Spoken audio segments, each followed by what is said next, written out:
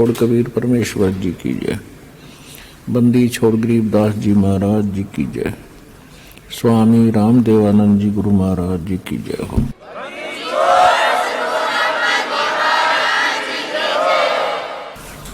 गरीब नमो नमो सतपुरुष को नमस्कार गुरु की नहीं। सुर नर मुनि जन साधुआं संतों सर्वस्ती नहीं।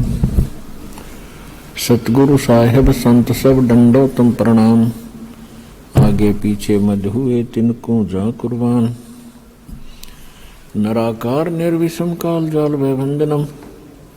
निर्लेपम निज निर्गुणम अकल अनुवेशुंदनम। सोहम सुरति समाप्तम सकल समाना निर्तलय। उज्ज्वल हीरंबर हरदमं बेपरवा अथाह वार पार निमध्यतम। ग्रीव जो सुमरै सिद्ध होई। गणनायक गलताना करो अनुग्रह सोई। पारस पद परवाना। आदि गणेश मनाऊं गणनायक देवन देवा। चरण कमल लो लाऊं आद्यंत करूं सेवा। परम शक्ति संगीतम रिद्धि सिद्धि दाता सोई। अवगत गुण अतीतम सतपुरुष निर्मोही। जगदम्बा जगदीशम मंगल रूप मुरारी। तन मन अर्पों शीशम भक्ति मुक्ति भंडारी। सुर नर मुनि जन ध्यावे ब्रह्मा विष्णु महेशा। शेष सहस मुख गावे पूज्य आदि गणेशा। इंद्र कुबेर सरीखा वरुण धर्म राय ध्यावे। समरथ जीवन जी का मन इच्छा फल पावे। 33 कोटि आधारा ध्यावे शेष 88। उतरे बहुजल पारा कट है यम की फांसी। 33 कोटि आधारा ध्यान से 88। उतरे बहुजल पारा कट है यम की फांसी। कर जोरूं विनती करूं धरूं चरण पर शीश। गुरु जी राम देवानंद जी महाराज ने दियो नाम बख्शीश। कोटि कोटि सिजदा करूं कोटि कोटि प्रणाम। चरण कमल में राखियो मैं बांधी जाम गुलाम। कुत्ता हूँ गुरुदेव का रामपाल दास का नाम। गले प्रेम की जेवड़ी जा खेचो जाऊं। तो करो तो बावड़ू दूर दूर करो तो जाऊं। जो राखो तो ही रहूं जो देवो सो खाऊं। सतगुरु पूर्ण ब्रह्म है सतगुरु आप अलेख। सतगुरु रमता राम है याम मीन नामेख। परम पिता परमात्मा पूर्ण ब्रह्म सर्व सृष्टि रचनहार कबीर देव कबीर साहिब जी की असीम रजा से आप सभी पुण्यात्माएं सत्संग सुनने के लिए सतलोक आश्रम बरवाला जिला हिसार हरियाणा के अंदर उपस्थित हुए। भक्ति मुक्ति के दाता सतगुरु ये भटकत प्राणी फिरंदा उस साहिब के हुक्म बिना नहीं तरवर पात हिलंदा। ये संसार ये भक्तात्माएं मोक्ष मुक्ति के लिए बहुत से स्थानों पर जाते हैं, बहुत से संतों से संपर्क साधते हैं, दीक्षा लेते हैं, उनके विचार ज्ञान सुनते हैं। जिज्ञासु होते हैं और उनको जैसा भी कोई गुरु संत मिलता है, वो जैसा भी ज्ञान उसे बता देता है, वो उसको सत्य मानकर उनके द्वारा दिए गए सभी आध्यात्मिक क्रियाओं को करते रहते हैं।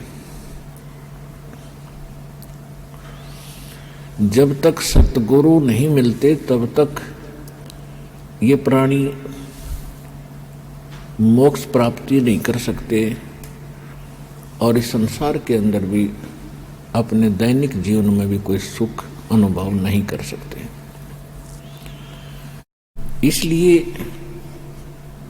कहा है कि भक्ति मुक्ति के दाता सतगुरु, ये भटकत प्राणी फिरंदा, उस साहिब के हुक्म बिना नहीं तरवर बात हिलंदा। भक्ति सतगुरु जी के पास ही होती है और भक्ति सही मिलेगी, सतगुरु पूरा मिलेगा और शेष मर्यादा में रहेगा, भक्ति करेगा तो मोक्ष सुनिश्चित है।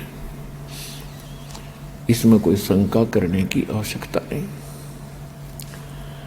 जब तक हमें सतगुरु नहीं मिलते और ये झूठे गुरुओं की से हम दीक्षा भी लेकर के साधना करते रहते, तो हमें परमात्मा से मिलने वाले वो लाभ प्राप्त नहीं होते जिनकी आशा लेकर के हम वहाँ जाते हैं।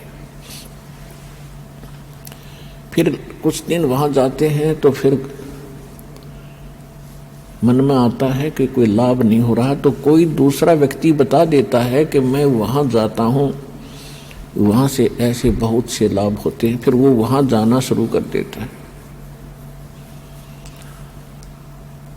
वहाँ से भी कुछ राहत नहीं मिलती है तो फिर वो नास्तिक हो जाता है। ये सोच लेता है कि कोई भगवान नहीं और किसी के पास कोई ज्ञान नहीं, या तो वो उस कष्ट में मर ही जाता है या फिर नास्तिक होकर अपनी ही सूझबूझ से वो धनी होने की चेष्टा करता है, चोरी करने लगता है, रिश्वत लेता है, मिलावट करता है और ज्यादा कर्म बिगाड़ लेता है। तो परमात्मा ने स्वयं आकर के एक सतगुरु की भूमिका की और उन्होंने ये यथार्थ ज्ञान, यथार्थ भक्ति विधि और सभी क्रियाएं बताई और सभी परहेज बताए जो मर्यादाएं हमें रखनी अनिवार्य हैं एक भक्त को, तो वो सभी मर्यादाएं भी परमात्मा ने ही बताई। तो सतगुरु परमात्मा ही होता है या फिर परमात्मा का कृपा पात्र कोई संत विश्व में एकाध ही होता है। वर्तमान में एक ही होता है, विश्व में दो सतगुरु नहीं होते।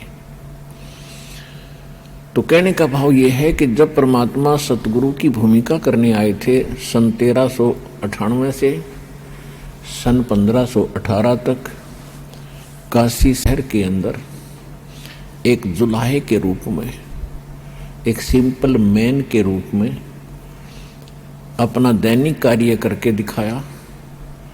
एक कृत्रिम परिवार था, कृत्रिम बनावटी।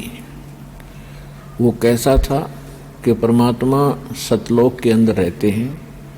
सतलोक वो स्थान है जिसको गीता अध्याय नंबर 18 के श्लोक नंबर 62 में कहा है कि अर्जुन, तू सर्वभाव से उस परमेश्वर की शरण में जा, उसकी कृपा से ही तू परम शांति को और शाश्वतम स्थानम यानी सनातन परम धाम को प्राप्त होगा। गीता ज्ञानदाता अपने से अन्य किसी परमेश्वर की शरण में जाने को कह रहा है। तो वो परमेश्वर सतलोक में, शाश्वत स्थान में, सनातन परम धाम में रहता है और वहां से वो चलकर आता है यहाँ संसार के अंदर अपने ही जानकारी वो स्वयं बताने के लिए। तो इस लीला अनुसार परमात्मा सन 1398 में बनारस यानी काशी शहर के बाहर एक तालाब था, उसका नाम है लहर तारा तालाब।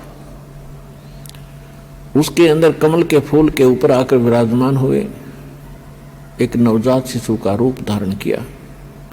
वहां से एक नीरू नीमा नाम के जुलाहा दंपत्ति थे, उनका कोई संतान नहीं थी। वो प्रतिदिन स्नान के लिए वहां जाया करते थे। जून का महीना था, पूर्णमासी का दिन, सुबह ब्रह्म मुहूर्त में वहां जब वो स्नान करने के लिए गए तो परमात्मा को वहां कमल के फूल पर एक बालक के रूप में